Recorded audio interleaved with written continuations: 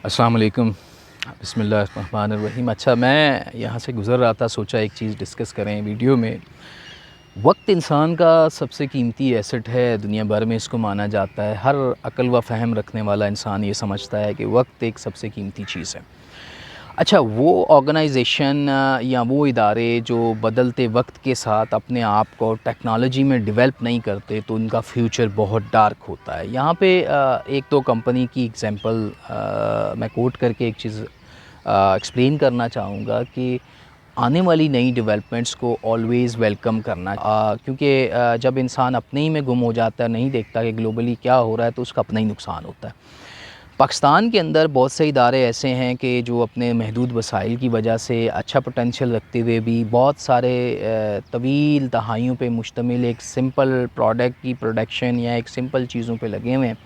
और आने वाले जो चैलेंजेस हैं और आने वाले फ्यूचर के जो, ये समझिए कि फ्यूचर मार्केट जो एआई के बाद डेवलप हो रही है इलेक्ट्रॉनिकली ग्लोबली, ई कॉमर्स की दुनिया में, उसमें कम्पीट करने के लिए अपने अंदर कुछ चेंजेस लाने को तैयार नहीं है। अच्छा, यहाँ दो कंपनीज़ की एग्जांपल मैं कोट करूँगा कि जिनका नेटवर्थ कैपिटल भी दुनिया में चंद कंपनीज़ ऐसी हैं उनके बराबर था, बहुत ज़्यादा वेल्थी थे, लेकिन बहुत ज़्यादा बैड हिट उनको मार्केट ने दी। वक्त का दायरा कार जब घूमा और नई एडॉप्टेशन लेने में, नई टेक्नोलॉजीज़ में थोड़ी सी उन्होंने देर की, और उस थोड़ी सी देर ने उनको मार्केट से किक आउट कर दिया। कोडैक कंपनी दुनिया की one of the most oldest and stable company, once upon a time दुनिया भर में कोडैक कंपनी के कैमरास भी यूज़ होते थे। कोडैक कंपनीज़ की जो 35 mm का एक फ़िल्म आता था, उस फिल्म में रील होती थी जिसको लोड करते थे एज अ कार्टेज, और वो पिक्चर्स लेते थे और फिर वो जाती थी और वो प्रोसेस होने, जी धुलने के लिए गई है पिक्चर, प्रोसेस होके आती थी, तो वो पिक्चर देखते थे। इसको मैंने भी एक्सपीरियंस ज़िंदगी में किया है। तो कोडैक कंपनी एक ऐसी कंपनी है जो कि अमेरिका में 1892 में इस्टेब्लिश हुई, और 1892 से लेकर 2000 तक का जो अरसा है, ये कमोबेश कोई 108 साल बनता है, यानी एक सदी तक दुनिया के ऊपर राज किया इस कंपनी ने। पिक्चर से रिलेटेड, आपकी फ़ोटोग्राफ़ी से रिलेटेड कोई ना कोई प्रोडक्ट दुनिया में कहीं ना कहीं इनकी यूज़ हो रही होती थी। और दुनिया में बनने वाली 75 से 80% पिक्चर्स और पब्लिश होने वाली मैगज़ीन में और न्यूज़पेपर्स में और इधर उधर, वो कोडैक के किसी गैजेट से ली गई होती थी, या कोडैक का कोई ना कोई प्रोडक्ट उसमें यूज़ हुआ हुआ होता था।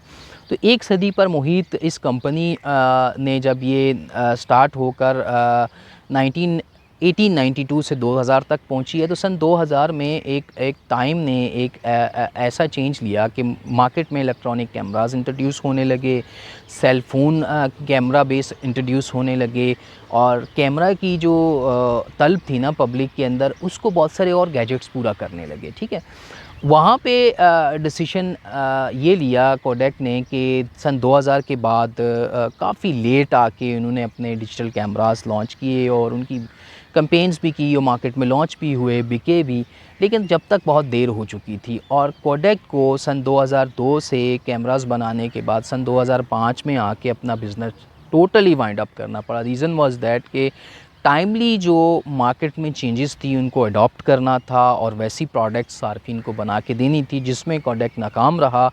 और इतनी बड़ी मैनेजमेंट, इतने बिलियंस डॉलर के एसेट्स होने के बावजूद भी ये कंपनी तकरीबन सफ़ाहस्ती से मिट गई। अच्छा, अब कॉमन एग्जांपल में आजकल के दौर में आप देखिए कि सेल फ़ोन हर शख्स की ज़रूरत है, और इसी एक और कंपनी की मैं एग्जांपल देता हूँ जिसने थोड़ा सा अपने आप को डिले कर दिया लेटेस्ट टेक्नोलॉजी को अडॉप्ट करने में। Nokia one of the biggest cell phone making company in the world, Finland based ये कंपनी जो है, ये 1987 में इस्टेब्लिश हुई, और प्रॉपरली जो है इन्होंने अपना जो सेल फ़ोन लॉन्च किया है मोबाइल फ़ोन मार्केट के अंदर, वो 1987 में लॉन्च किया। इससे पहले उनकी कुछ हिस्ट्री है, मुख्तलिफ़ प्रोडक्ट्स वो बनाते थे, मैं उस पे नहीं जाता। 1987 में पहला सेल फ़ोन मार्केट में लॉन्च करने के बाद नोकिया ने 2008 तक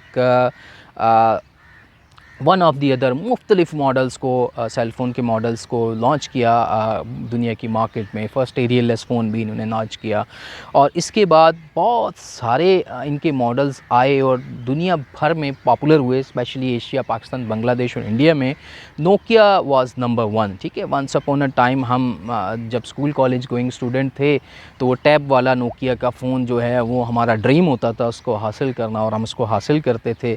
और वो ब्लैक एंड वाइट से कलर हुआ, कलर से उसमें कुछ मीडिया भी आ गया, रेडियो भी आ गया, ये सारी चीज़ें उसमें आती गई और टाइमली उसमें जो चेंजेस थी स्लाइडली होती गई और वो सेल फ़ोन मार्केट जो है वो रैपिडली ग्रो करती थी। उनका शेयर हमेशा जो है वो अप थ्रस्ट पे रहता था और कभी भी उसमें जो है बुलिश की सिचुएशन नहीं आती थी, बैरिश कंडीशन में ही वो रहता था मार्केट में।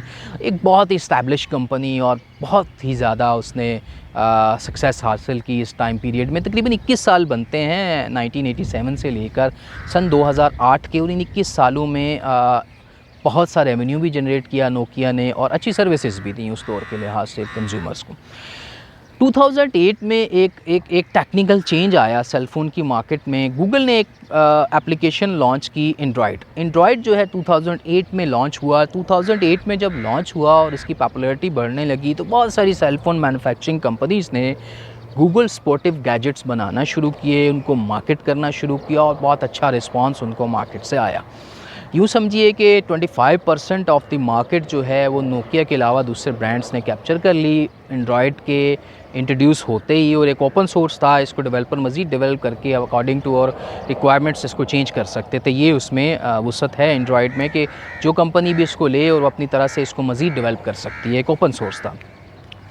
अब हुआ ये कि 2008 के अंदर बहुत सारी कंपनीज़ ने including Samsung Android sportive gadgets बनाते हुए नोकिया को बहुत ज़्यादा किकबैक कर दिया। अच्छा, किकबैक होने के बाद एक रॉन्ग डिसीजन नोकिया ने ये लिया कि इन्होंने 2008 के अंदर ही माइक्रोसॉफ्ट से कोलैबोरेशन कर ली। माइक्रोसॉफ्ट से कोलैबोरेशन करने के बाद 2008 से 2014 तक 2008 से 2014 तक ये जो 6 साल थे इन्होंने लूमिया सीरीज़ के विंडोज़ फ़ोन इंट्रोड्यूस किए नोकिया ने। नो डाउट वो भी अपने लिहाज से एक ठीक फ़ोन थे, लेकिन पब्लिक चूँकि एंड्रॉयड पे शिफ्ट हो चुकी थी और उनका विंडोज़ के अंदर कोई इंटरेस्ट उस वक्त रहा नहीं, तो एक बैड हिट के साथ नोकिया जो है एक बहुत बड़ी इस्टेब्लिशमेंट के साथ उन फ़ोन्स के साथ फ्लॉप हुआ मार्केट में।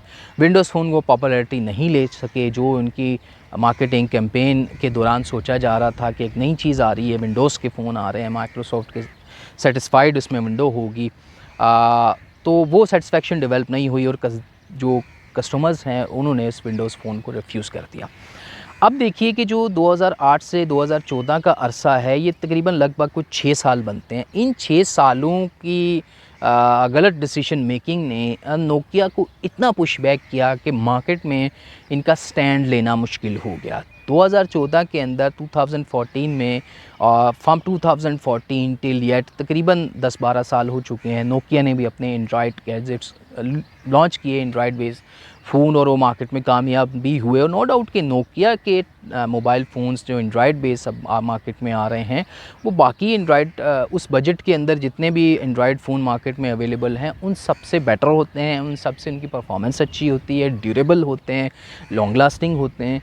लेकिन जो एक रॉन्ग डिसीजन लिया और उसको राइट करने में जो टाइम पीरियड 6 साल का ज़ाया कर दिया नोकिया ने, उस 6 ईयर ने इसको मार्केट से ऐसा पुश बैक किया कि दोबारा एंड्रॉयड की मार्केट में नोकिया वो पोजीशन नहीं ले सका जो अपना हिस्टोरिकल बैकग्राउंड के हवाले से वो डिज़र्व करता था।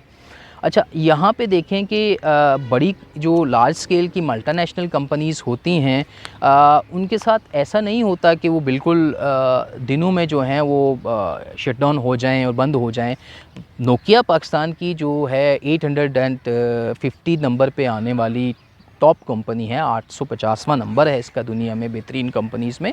अच्छा, इस वक्त भी मैं मंथ में हूँ सितंबर में, तो ये तकरीबन जो है जून में अभी भी 23.27 बिलियन यूएस डॉलर के का नेट कैपिटल वर्थ रखती है ये कंपनी नोकिया।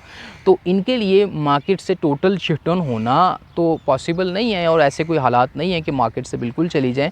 लेकिन वो मार्केट शेयर, वो मार्केट जो इन्होंने 21 साल में सेट की थी 87 से लेकर सन 2000 तक, उसका आउटपुट लेने का जब टाइम आया, जब उस फ्रूट को एंजॉय करना था इस कंपनी ने कि हर इंसान दिल से लाइक करता था इनके गैजेट्स को, उस वक्त एक रॉन्ग डिसीजन लिया कि मार्केट में आने वाला या नया प्रोडक्ट गूगल बेस एंड्रॉयड को अडॉप्ट करने में देर कर दी। उस देर ने इस बड़ी कंपनी को एक बहुत बड़ी कामयाबी से पीछे धकेल दिया। कहने का मकसद ये है कि बर वक्त डिसीजन अगर नहीं लिया जाता तो टाइम एक ऐसी ज़ालिम चीज़ है कि ये आपको हीरो से ज़ीरो कर देता है। तो आई होप कि इस वीडियो में थोड़ी सी एग्जांपल से ये बात समझ में आई होगी कि बिज़नेस में, स्पेशली मैन्युफैक्चरिंग कंसर्न में, टाइमली न्यू अडॉप्टेशन को अडॉप्ट करना और according to the requirement of your consumer products बनाना एक टफ टास्क होता है। और जो कंपनी भी इसको अच्छे से हैंडल कर जाती है वो दुनिया में लॉन्ग पीरियड तक सर्वाइव करती है और अच्छा रेवेन्यू जनरेट करती है। अस्सलाम वालेकुम।